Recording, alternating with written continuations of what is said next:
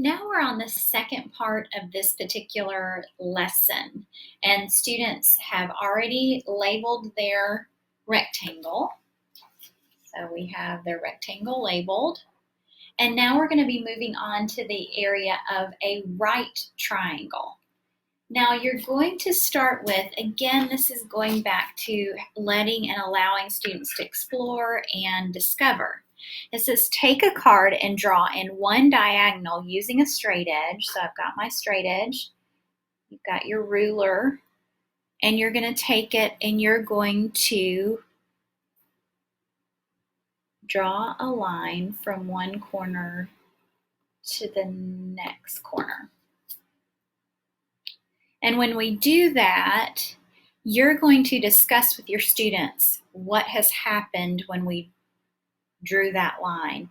And eventually they're going to get to, oh, it's half of the actual original rectangle, including words like we composed it, it was composed as a rectangle, and now we're going to make sure, now this is not in the actual notes of it, but make sure that they label their right angle, and they can go ahead and label this one.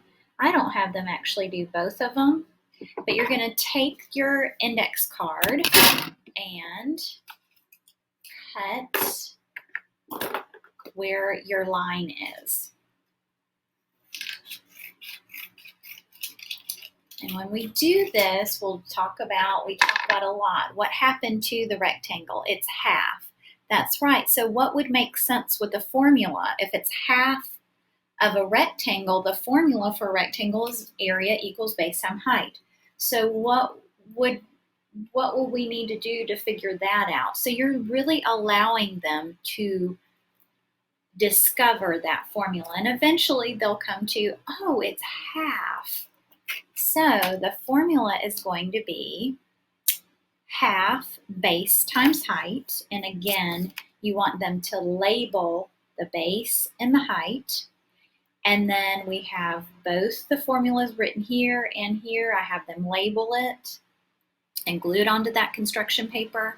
And looking at this, I have them actually work it out. Like this is the actual area of this particular index card cut in half.